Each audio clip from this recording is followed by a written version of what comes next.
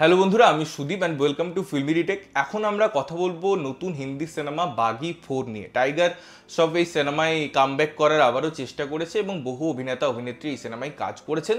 তো সিনেমাটা আমার কেমন লাগলো, কালকে আমি বেঙ্গল ফাইলস দেখার পর এই সিনেমাটা দেখেছিলাম এবং আমার মনে হয়েছিল আমি জীবনে সবথেকে বড় ভুল পাপ করে নিলাম। কারণ এই সিনেমাটা জাস্ট থিয়েটারে বসে দেখা যায় না। এই সিনেমাটা নিয়ে আমি কি বলবো, এই সিনেমাটা ডিসকাশন করার মতো কি থাকতে পারে।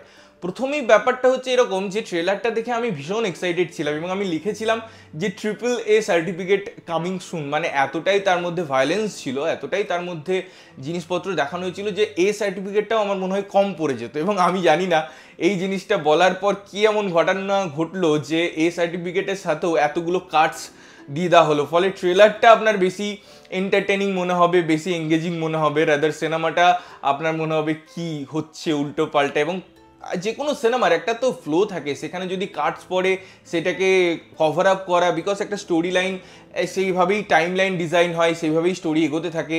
তো সেখানে হুট করে কাট পড়লে পরে মুশকিল হয় এবং এতগুলো কাটকে কভার করা ভীষণ চ্যালেঞ্জিং কাজ। যারা সিনেমা নিয়ে কাজ করে, যারা সিনেমা দেখে বা সিনেমার সাথে যুক্ত অ্যাসোসিয়েটেড এডিটর হোক বা ডিরেক্টর হোক, তারা খুব ভালোভাবে জিনিসগুলো ফিল করতে পারবে যে it's a very tough job. আমরা হয়তো খিল্লি করে দিতে পারি, বাট এন্ড মোমেন্টে এসে এগুলোকে কভার করা যায় না। এবং তার ফলে এই সিনেমাটা না ভীষণ অস্বস্তিকর একটা সিনেমা, ভীষণ যার কাছে ভীষণ অ্যাবস্ট্রাক্ট এবং সেইগুলোর কোনো জাস্টিফিকেশন নেই। স্ক্রিনে হয়ে যাচ্ছে, হুট করে মনে হচ্ছে ইনকমপ্লিট, আরেকটা সিন জাম্প হয়ে যাচ্ছে। তো এই মিসম্যাচগুলো আপনি ফিল করতে পারবেন এবং আমার মনে হয় তার জন্য একটা জিনিসই দায়ী, সেটা হচ্ছে এতগুলো কাটস।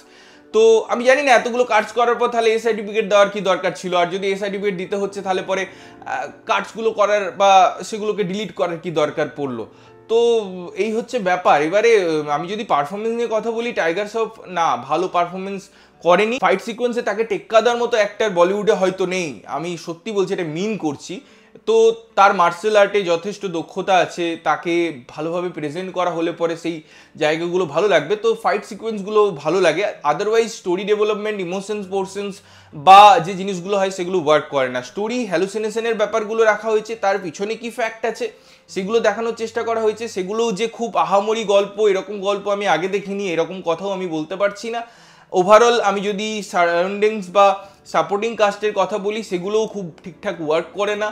মিউজিক হোক বা অন্য ডিপার্টমেন্ট হোক, খুব ঠিকসেড লাগে এবং ওভারঅল টোটাল সিনেমাটা না একটা গার্বেজ মনে হয়। জাস্ট মনে হয় যে West of money, West of time এবং কিছুই নেই এই সিনেমাটা থেকে। তো আমারও মনে হয় আর বেশি কিছু এই ডিসকাশনে যাওয়ারও দরকার নেই। আমি আমার টাকা বরবাদই করেছি এই সিনেমাটা দেখার পর। আপনারা যদি টাকা বরবাদ হয়েছে আপনারা জানাবেন, এবং যদি মনে হয়েছে যে না ভালো হয়েছে, আপনার ভালো লেগেছে কোনো জায়গায়, তো সেটাও কমেন্ট করে জানাবেন। ততক্ষণের জন্য ভালো থাকবেন, সুস্থ থাকবেন এবং সবসময় ভালো জিনিস দেখবেন। চ্যানেলটা যদি প্রথমবার দেখছেন, লাইক কমেন্ট শেয়ার করতে হবে, সাবস্ক্রাইব করতে হবে যাতে প্রত্যেকটা নোটিফিকেশন আপনাদের কাছে পৌঁছায়। দেখা হচ্ছে অন্য কোনো ভিডিওতে, ততক্ষণের জন্য টাটা।